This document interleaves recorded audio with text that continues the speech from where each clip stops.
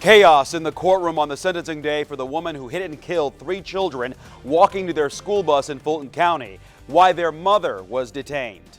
Snow on the ground, mostly clear sky, and a light wind. Recipe for a frigid night. Just how cold it will feel as you head out the door early Thursday. I've had some days where, man, my wife will tell you, I've had some days I just start crying, because I want to live. A pastor who spends his life giving hope to others now needs to receive some. What he's asking of you to help save his life. This is RTV6 News at 5, working for you. An emotional, drama-filled afternoon in a Fulton County courtroom as a judge sentences a woman who hit and killed 3 children walking to their bus stop last year. Not only did a judge sentence Alyssa Shepard, but the mother of those children is now facing a possible criminal charge. Alyssa Shepard was sentenced to 4 years in prison and 3 years of home detention for hitting and killing 6-year-olds Xavier and Mason Engel and their 9-year-old sister Olivia Stahl in October of last year. They were crossing the road to get to their school bus when Shepard hit them. Shepard was found guilty in October on all charges, including 3 counts of reckless homicide. After today's sentencing, the mother of the 3 children, Brittany Engel, attempted to attack Shepard in the courtroom. She was led away in handcuffs. The prosecutor said Engel will likely face a battery charge.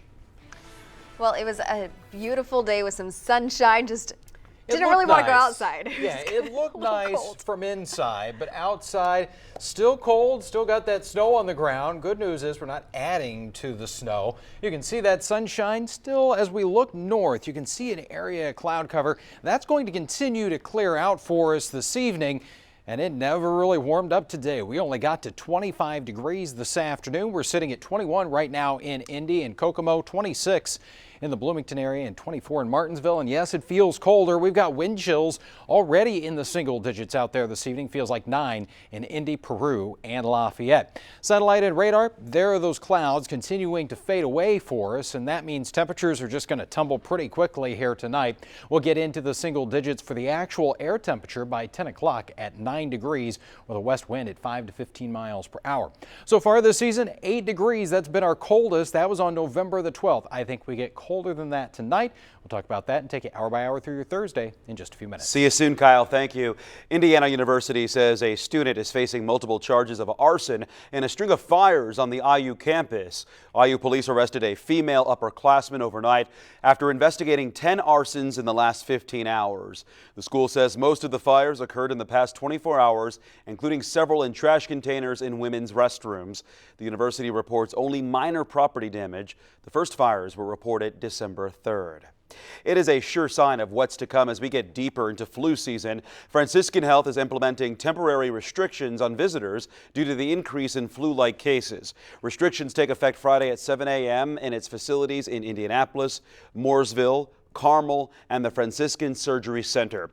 Only immediate family will be allowed to visit. No visitors under 18 unless it's a sibling visiting a new baby. Franciscan says the Marion County Health Department reports a marked increase in flu-like illnesses in recent weeks. The state's next report is due Friday. An Indianapolis pastor needs your help getting back to the pulpit to preach. The minister was diagnosed with leukemia in July and is getting ready to undergo his 7th round of chemotherapy. As RTV6's Troy Washington explains, there's a cure out there and you could hold the key to unlocking his healing. In my life, I have to walk by faith and not by sight. It used to be the church motto at Christian Faith Missionary Baptist, but now those words have taken on a life of their own for Pastor Avery J. Bush. If I go by what I see, I would have given up a long time ago. I would have threw in the towel. In July, he was diagnosed with leukemia. Since then, he's been on a journey full of twists and turns. It's really been an eye-opener. I had a chromosome called Philadelphia chromosome that 1 out of 5, they used the term, I believe, had it. And I just happened to be one of those ones. Because of the genetic abnormality, without a bone marrow transplant, there's a chance the cancer will keep coming back. I've had some days where, man, my wife will tell you, I've had some days I just start crying because I want to live. Pastor Bush is set to start his 7th round of chemotherapy just 2 days before Christmas, but he says he's not giving up on the possibility of a Christmas miracle. It's likely the cure for his cancer will be found in someone with a similar DNA makeup, meaning someone of African American descent.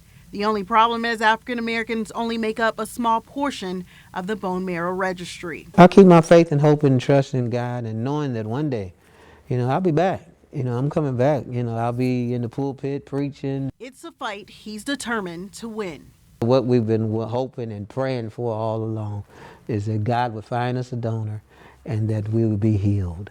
We would, get back to our normal life. Working for you, Troy Washington, RTV6. And here is how you can help Pastor Bush this weekend. Friendship Missionary Baptist Church on the west side will be holding a donor registry drive. It runs from 2 to 5 in the afternoon. The church is located at 1301 North Goodlet Avenue. Come find out if you are a match. Well, there are all kinds of Christmas trees this time of year, but the meaning behind this beautiful tree at the Clinton County Sheriff's Office in Frankfort is very sobering. Each ornament represents a line of duty officer or K-9 death this past year in the United States. Every officer's name, agency, and end of watch is engraved on a wood 7-inch angel and hung with a blue ribbon. There are 121 to date, including Indiana State Trooper Peter Stephen and Fisher's K-9 Harley.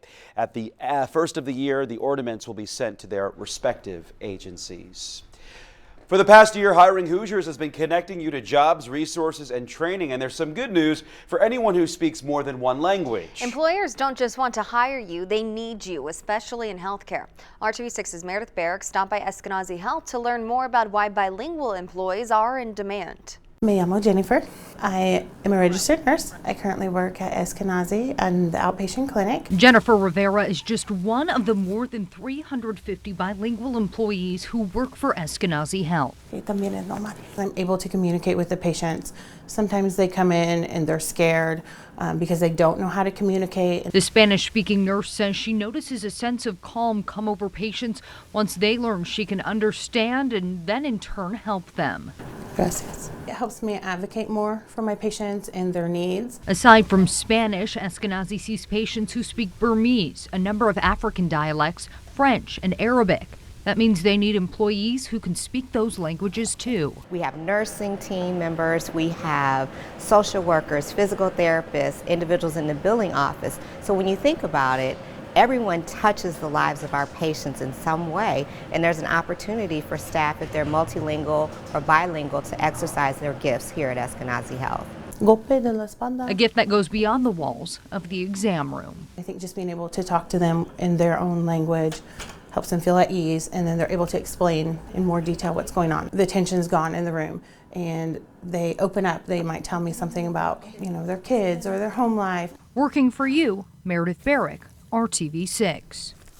Eskenazi also offers Bridging the Gap, which is free for its employees. It is a 6-week course of study where multilingual employees are able to learn everything from medical terminology to interpreting ethics and encourages development to meet the needs of patients. Eskenazi Health has hired 42 additional bilingual staff members since this story first aired back in March. If you're a multilanguage speaker and interested in opportunities at Eskenazi Health, head to hiringhoosiers.com for a look at available jobs. A family with 2 children with illnesses and disabilities can have a tough go of it with everyday life. Well, that's why this holiday surprise was so welcome. 8-year-old Leighton and 10-year-old Leah Cox have both spina bifida. Leighton also has autism and is nonverbal with feeding complications. Both boys have had to overcome a lot in their lives, so their family was chosen for this surprise from the organization Baking Memories for Kids. The group's founder came to Indianapolis today with a surprise for the family with a trip to Orlando, and Leighton's big brother can attest to how big of a deal this is to their family. I don't even know how to say it, but I love it so much.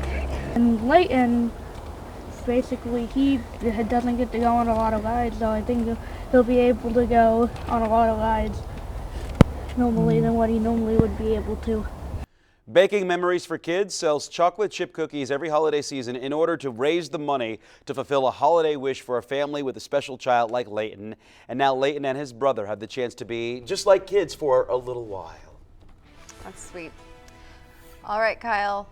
We're getting a warm-up, right? We are. Yeah, we just have to be a little more patient. We've got some colder nights still to get through here, but then temperatures are really going to start to take off. So let's go ahead and talk about what we got right now. And you can see, even though we've had the sunshine, There's still a lot of snow out there that we got to get rid of. Didn't do a whole lot of melting today.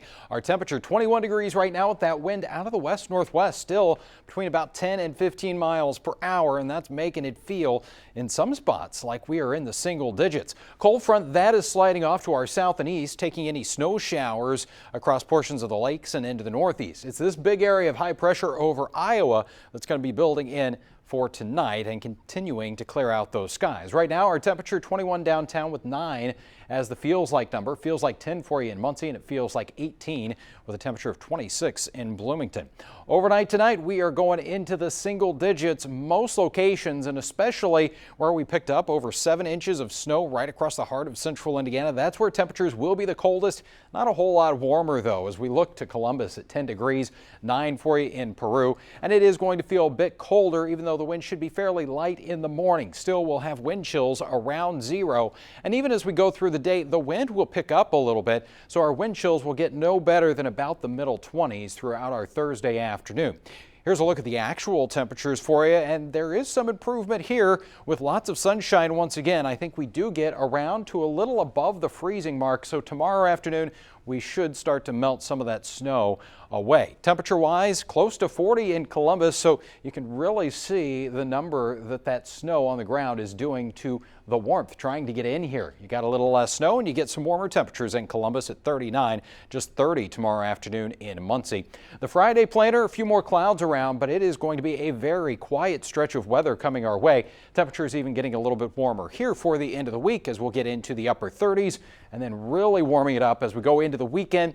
And this is the outlook as we go December 23rd through the 27th. So this takes us right through the Christmas holiday. We're talking about kind of flipping the switch here on temperatures and above average numbers. In some cases could be well above average. In the 7-day planning forecast, we're back into the 40s here Saturday and Sunday. And we got a couple of cold mornings to get through first, and then we'll continue to see those numbers actually approaching 50 degrees by Tuesday on Christmas Eve, and Christmas Day itself looks like we are going to be dry and 46. So by that time, I think all the snow is going to be gone. Not so so much of a probably white not going to have a white Christmas this year. Not at all, it sounds like. No.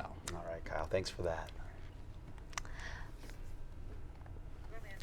With just 1 week until St. Nick comes to town, hundreds of Hoosiers are getting into the spirit of giving. RTV6's Kelsey Anderson is looking into a very popular social media post that's helping people in need this holiday season. For some, just putting presents under the tree each year can be stressful. And I spoke to a Danville woman who's hoping that a call to action on Facebook can make the holidays a little brighter.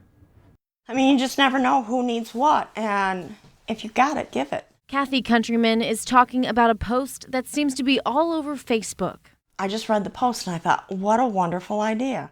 So she posted it to all the chatter pages she's a part of. The post reads in part, "What is one thing you need that you cannot afford right now? Let's see if others have it and don't need it any longer." It's a post that urges people to post what they're in need of or what they have lying around. The first day, it just kind of like blew my mind. It was like over 100 people were liking it and viewing it. If you find yourself taking part in these posts, we want to remind you to be safe. Whether you're picking up or dropping off an item, do it at a safe swap zone, and also make sure someone knows where you're going. We need this more than just Christmas time. She says while most are looking for a helping hand, some commenters are bringing a sense of humor to what can often be a stressful season. You know, like someone needing a new butt because their butt's cracked, you know? I love it. Everybody needs to laugh. Countryman says it's nice to see this post spreading across social media. And it's a good contagious thing. Instead of having the flu going around, we can have giving going around. Countryman says that she plans on posting this every month on Facebook in hopes of keeping the spirit of giving alive. We've also got a list of safe swap zones listed for you over on the RTV6 News app.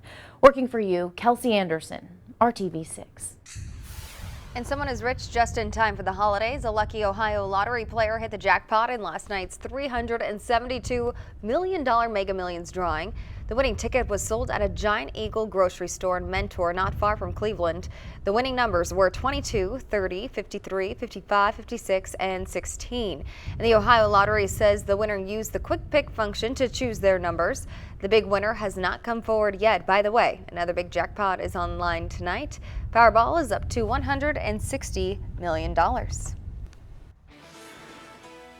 Hello to you. I'm Julie Grant with Court TV, and we are covering a heartbreaking case out of the state of Iowa where prosecutors say a 27-year-old mother murdered her infant son. It's a case of alleged child neglect with details that are stomach-turning. Baby Sterling was only 4 months old when he was found dead in his baby swing, starved, dehydrated, and with maggots crawling all over his body.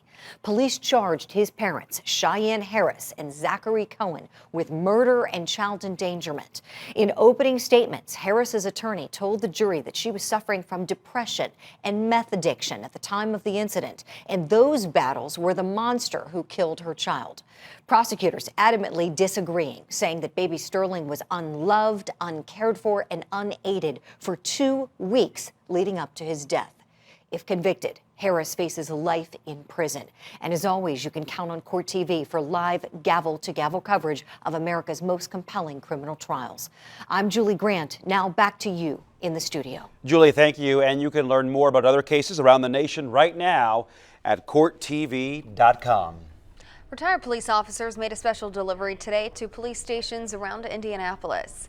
The Retired Police Officers Association packed dozens of bags and boxes of food, toiletries, and blankets over the weekend. Then they drove them to roll call sites around the city today for officers to deliver them to people's homes. They identified elderly people in the community in need of a meal, hoping to give back at this time of year. It means a lot to me because this is family. I don't know what else to say. It means a lot to give back to an organization that's given us so much. All of this is made possible through donations and food pantry collections. They aim to support the Fraternal Order of Police in any way they can. The Madison County Funeral Home is inviting the public to attend tomorrow's funeral for an 89-year-old Army veteran from Elwood. After authorities could not track down any of his relatives, George Green died of natural causes on December 5th. He was a lifelong Elwood resident and a distinguished Korean War veteran who was wounded in combat. Green's funeral is tomorrow at 11 a.m. at Kofer Fessler May Funeral Home in Elwood. It is open to anyone. And that is all for us right now on this digital broadcast. We plan to be right back here on RTV6 at 6.